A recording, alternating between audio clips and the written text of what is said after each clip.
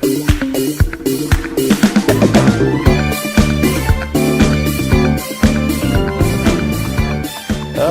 man. Good morning. Welcome in. We are the Out of Bounds Show, 105.9 The Zone, ESPN. We're streaming live right now for you on YouTube. Search Out of Bounds Sports. You can watch the show. YouTube, search Out of Bounds Sports. We're also streaming on the Out of Bounds radio app and thezone1059.com. Thezone1059.com. Show is brought to you by the Purple Mattress from any of the 7 Muskelly Sleep Store locations in the state of Mississippi. Muskelly Furniture, Muskelly Sleep Stores, the Purple Mattress. I've been sleeping on one for 2 years. It is amazing with the Purple Grid. We're live in the Bank Plus studio. Tom Luginbill joins us, national college football analyst, ESPN. Lugs joins us on the Patron Tequila guest line. And Tom Luginbill, how are you doing this week? I'm great, man. How are you doing? I'm doing well. Good. What's on the schedule for you this week? So I've got an XFL podcast I've got to do tonight, and we're starting to kind of prep the rosters of that thing, and they'll start making their cut downs. It's going to be kind of fun for me to get back into the world of professional football a little bit. And then got a podcast with our ESPN 300, our final ESPN 300 that we released, I think, on Monday, if I'm correct. So got to get that thing shored up. And then it's going to be about 7 to 8 player evaluations a day for the next, I'd probably say 10 days before I've got to go to Dallas for our XFL seminar and rehearsals with our broadcast crews and all of the teams. So I'm keeping busy in this offseason, and it's just getting kicked off. Yes, you are. Tom Luginbill on the Out of Bounds Show. Lugs, we had an article that we've referenced on theathletic.com, 5-star recruiting debate. What matters when it comes to ranking top prospects? And we've been talking to you about this the last 5 or so years, and it's always fun, and it's ever-changing. And, there's nothing set in stone. And you actually gave 247 some props last week. You're not one of those that can't do that. And so they referenced 247 in this article. Mm-hmm. And the guy said the toughest positions to hit on consistently were 2 of the 3 you've already gone over with us, quarterback and offensive tackle. Now, he added, this may be new, you may agree, disagree, he added linebacker because of everything that we're asking the linebackers to do today compared to 10, 15, 30 years ago when all we asked them to do is play in a box and be a thumper. Mm-hmm. Do you agree or disagree on that, Luke? I would say I don't entirely disagree. I would say that corner can be a little bit more challenging because you're having to find out so much about the mental toughness of the player to be able to respond if he's getting beat or if he's out of alignment. Can he get back in? And the next thing you know, you got a mental head case, and the guy might be super talented, but he just, for whatever reason, man, it's just the ego side of things can really kill you. And that's very, very difficult to find out about with young kids. I would maybe argue to some degree that with the linebacker position, and when I'm seeing it on film at the high school level, I'm seeing a lot of guys that are being asked to stand up and rush off the edge. They are being asked to shift down inside and maybe play the 5 technique. They maybe are asked to stand up at the will linebacker spot or in the middle at the middle linebacker spot. And really what we're seeing more of now is the tall, lanky safety that you know is going to outgrow the position, and then he becomes one of those, either the 3 linebackers, or he becomes that, some people call it a spur, some people call it a star, some people call it, Alabama calls it a jack, that hybrid linebacker guy that's going to be your pass rusher. He's going to stand up, and he's going to have to play in space. Okay. We're starting to see a lot of safeties now that are 6'3", 6'4", 200 pounds. The next thing you know, they're 6'3", 6'4", they're 225. So they just move down inside, but they got great athleticism. All right, tell me, where do you project Suntarine Perkins Let's say example. This is a guy who's so versatile, who can play multiple positions. You mentioned him 3 weeks ago on the show. You did a deep dive on him.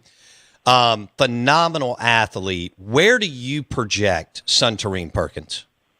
Outside linebacker and as a DPR, a designated pass rusher.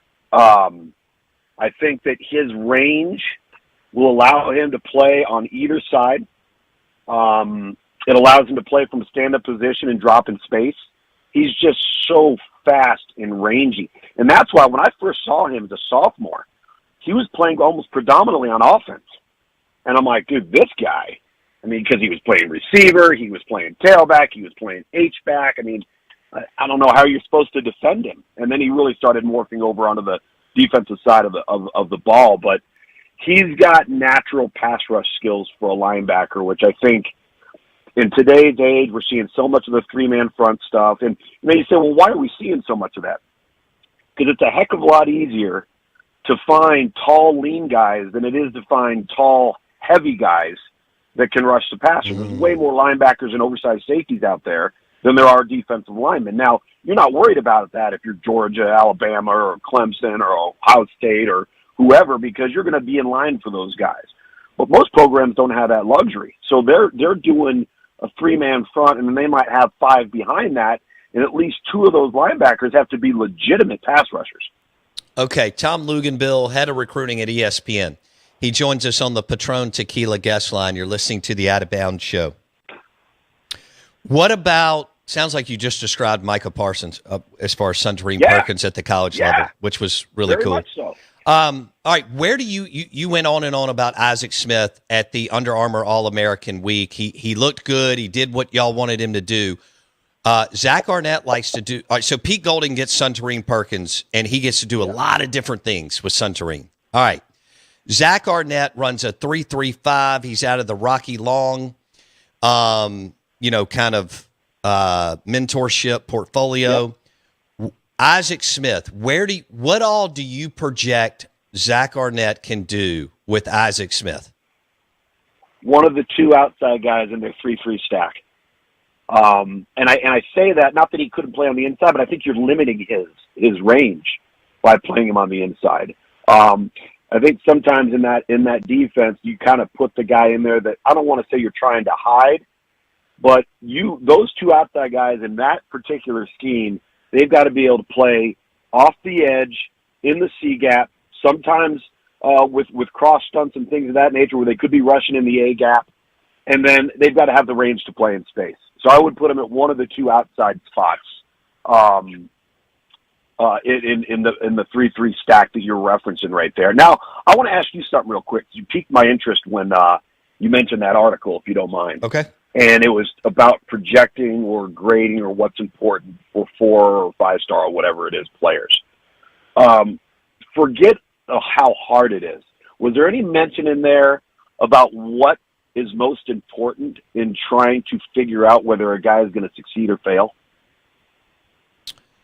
Not necessarily the deep dive into the intangibles, which you reference all the time.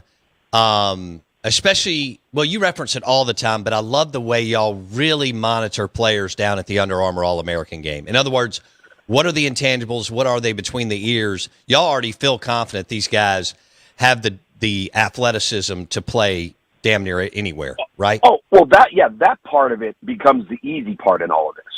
But like something is simple, and you may not think about this now. Coaches are, and I was actually talking. I think I told you I was talking with an NFL scout when I was down at Alabama's practice at the Sugar Bowl, and he brought up something that I think super duper important. He said we are putting more stock than ever before when we are looking at positions to potentially draft that will be in a position of leadership or potentially be the face of the organization for a decade. And he said, we are putting more stock in body language and facial expression than maybe we ever have before. And I thought that was so interesting because, you've heard it, whether it's with kids or with its adults, nobody wants to be around a sour-faced guy, right? No. Nobody wants to be around a guy that's sulking all the time and this and that. And, whether it's at the Under Armour game or whether it's at an Elite 11 camp, right? Or whether it's at whether it could be in any type of event or what have you, when you watch these kids, do they look you in the eye when they shake your hand? What type of handshake do they have? When they're dealing with somebody that they're checking in to get what is probably going to be about $2,000 of free gear, do they say yes, please, and yes, and no, thank you? Do they say sir and ma'am? Do they have a smile on their face? How do they treat the people around them? Like, all of those things, at the end of the day, will eventually, now maybe 2 years down the road, it could be 10 years down the road, eventually that will ultimately determine their success as a football player, because the other stuff they all have, right? And if you don't have those things, and it's become to me so important, that, and then the ultimate question that we always talk about is, does the player love football? Does he love football, or does he love what he thinks football can do for him? That's a good point. And if you can try and iron out those areas, you're going to hit on an awful lot of guys. If you ignore those areas and base it all off of what you see at a camp or on tape, all this and that, then you're going to get duped and you're going to miss. Tom Luginbill, head of ESPN recruiting, national college football analyst on the Patron Tequila guest line.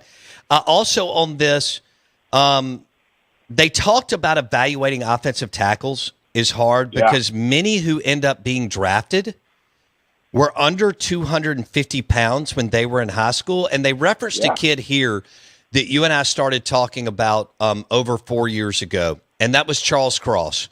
So many times in the South, even the big boy schools have to take a kid who's 330 and try to get him down to 290, Lugs. Right. Whereas Charles Cross was just a little north of 250 coming out of high school, and they were able to stack the right weight on him. And then he was a top 10 pick for the Seattle Seahawks, and then he had a hell of a rookie year this year. Talk a little bit about that, Tom. High ceiling for development. You would much rather, it's very interesting because when you reference what you're talking about right there, and let's not even say 330. Let's say a guy is 305, 315, and he's 17 years old, all right? You pretty much know at that moment that there's probably going to be no more of a 10 to 15 pound gain with that player because he doesn't need to carry much more than that, right? So what's his ceiling for physical development and maturity? Not very high. He's pretty much achieved it. So that player needs to be really, really good right now. And that's not to say that that won't happen. But if you get the 250 pound, or even better yet, here's a great one. How many times do you hear about the 240 pound high school tight end that becomes the offensive tackle? And he's the best athlete of the entire group. That's the ultimate nirvana right there. And when you see guys that are like that, you're having to make more of a projection.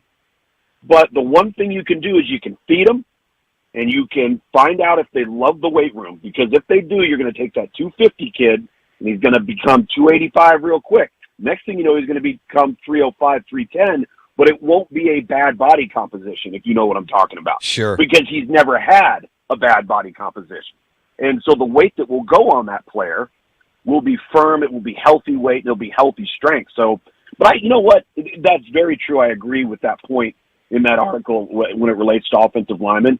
But I kind of agree with it at almost all positions across the board, right? Like, I would love to see, I love when I see a 260-pound kid that can run, he's quick twitch, and he's playing defensive end. And you kind of look at him and you go, this guy's going to outgrow defensive end. He's going to be 285, and he's going to be a nightmare as a three technique because he's got all the other explosive traits, but he may end up playing at a weight or gaining weight that just he can't stay on the edge, which is fine. But when that happens, that gets you excited, too, about inside guys. Tom Luginbill on the Out of Bounds show talking, evaluating, and recruiting and developing and where these players go and their ceiling and runway. In this article for our listeners on The Athletic, two guys tied to Ole Miss and Mississippi State. Suntarine Perkins is referenced in this article out of all the players they could have referenced, and Charles Cross. So it's pretty damn cool to read and, see what coaches and so on are looking for this day and age. And a lot of, they're using a lot of the NFL metrics. It's trickling down, as Tom knows, to college. You have to. You have to. All right, so that takes me to Jimmy Johnson. How ahead of the curve was Jimmy Johnson in the 80s at Oklahoma State and Miami, and eventually taking that model to the Dallas Cowboys, because you could argue he was the best ever? Speed trumps everything else. If you could run, he'd take that over size. All right. If you were quick twitch, all right, he'd take that over weight. If you were a great football player, like just a great football player, and maybe you didn't check all of the boxes of height, weight, speed, arm length, hand size, all of that stuff, he didn't care about any of that stuff. And I think that's, if you really want to, for all the great players that they put together there at Dallas during that run, the biggest example of how great a football player means to maybe trumping everything else is Zach Thomas. I mean, Zach Thomas was maybe 5'11" with cleats on, probably about 235 coming out of Texas Tech, and all he did was tackle people. He was a tackling machine. It was unbelievable. But you know what? He was a guy that everybody else on the board probably had as and they might have had 12 rounds back then, but he might have been an 8 to 12 projected guy. But again, if you could run and you were a good football player, and I think that in those days too, particularly it really kind of started kind of mid 80s to late 80s, and if you looked at it from an NFL perspective, you looked at Lawrence Taylor, right? Yeah. Like Lawrence Taylor was small, and when I say small, I mean small then. If you could imagine him now, if you stood Will Anderson and Lawrence Taylor next to each other, you would be shocked. You'd be shocked. But then all of a sudden, how good of a football player was he? Right? So I think it's a blend. And at the NFL level, when you're doing draft prep, you have so much more available information to avoid making a $50 million mistake than you do at the high school level. Right? When we're doing this with 15, 16, 17-year-old kids, you're going to miss. Sure. Own it, because it's going to happen. There are way too many unknown variables. But if you can identify the red flags, and if you can check the boxes, and some of those red flags may be red flags you're willing to deal with, or that you're willing to accept because you think you're getting something in another area that's elite or special.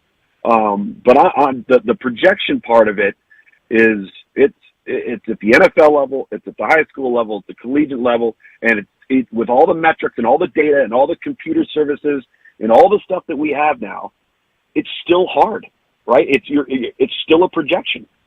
Yeah, look, the big businesses that we reference all the time miss when they're recruiting people. Amazon, Google, Apple, and so on. And the NFL guys miss on 50% of the first-round draft choice. Right. 5-0.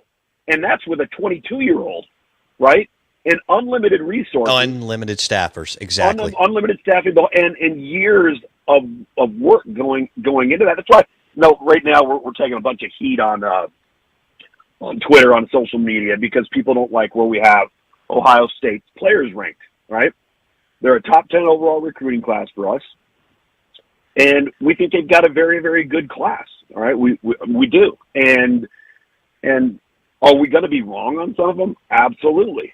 But for every one of those, because what I like to do with our group is I tell our guys, just because a recruiting service online who's been following a kid since they were, going to a camp as a freshman, and they have a really good camp circuit and this and that, and they blow them up and they make them these out of sight, guys.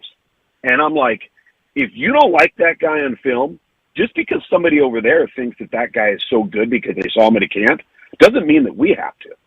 So I remember, do you remember Khalil McKenzie, the defensive tackle that went to Tennessee? I don't. Okay, so he was a top 3 overall player in the country for every recruiting service. I think we had him at like 40. And he was 6'3", he was like 340 pounds. My concern was twofold. I didn't think he played hard, and I didn't think he could play on all 3 downs. He was too heavy, all right? Thought he was a pretty good football player, but there were some things that we just didn't like. Man, you would have thought that we jumped on the porch of every Tennessee fan and shot their dog, right? He ends up not panning out, right? Now I can point to a bunch of other guys that we've done that with, but we were wrong. Right. But again, DJ Uyunglele, top 5 player in the country for everybody. We had him, I think, at 38 or 48. We had him in the top 50. Everybody, dude, you're an idiot. You're an idiot. You know what? I didn't think he was accurate. I don't care how big he is. I don't care how tall he is. I don't care how strong his arm is. And I didn't think he was accurate. So I don't care what everybody else thinks. We might be wrong. I'm willing to own that. But what I want our guys to do is, if you're in question, don't overgrade a guy. Undergrade him. Because if you overgrade a guy, you have nowhere to go but down. You left no cushion, right, to exceed what you think the guy can be. You're only going to go down for there. So when you're wrong, you're really going to be wrong. But if you're going to still rank a guy high, but you're not as in love with him as everybody else is, it's okay to make that guy a low-level 4-star. You know, that's good. Do that. I'd rather us do that, and then all of a sudden he develops into a monster. We graded him well, pretty good. He develops, and it all works out, right? I mean, and that's what I would prefer our guys to do. And listen, I know that's going to take a lot of heat from fan bases, but as everybody always says, oh, you hate our fan base. I said, no, I don't. I hate everybody's fan base. You're damn right. Looked at the internet? Yeah, have you looked at the internet? I hate look at the internet. I hate all of them.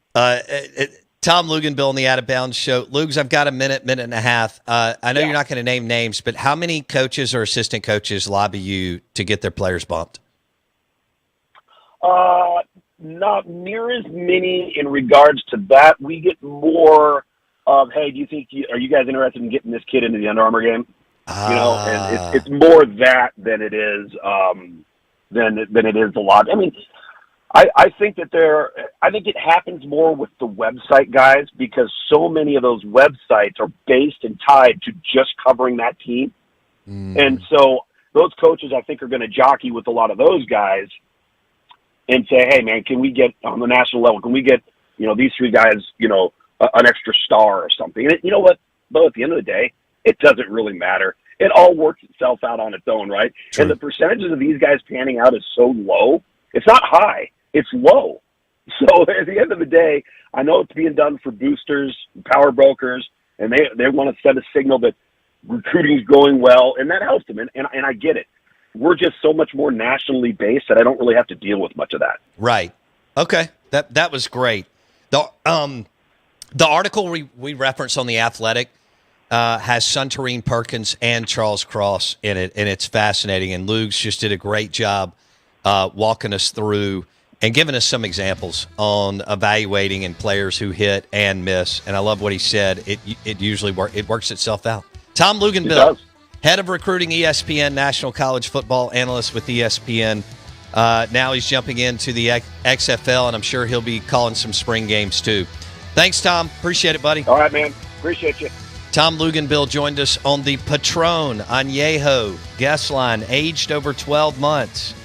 It is super premium tequila, 100% blue agave. Patron Añejo tequila. Good morning. Welcome in. We are the Out of Bounds Show. 105.9 The Zone, ESPN. We've got a big giveaway that we're going to tell you about on the other side, all right? And you're going to want to be there to listen. So 8 a.m., we're going to tell you about this giveaway, and the show is brought to you by the Purple Mattress at any of the Muskelly Sleep stores.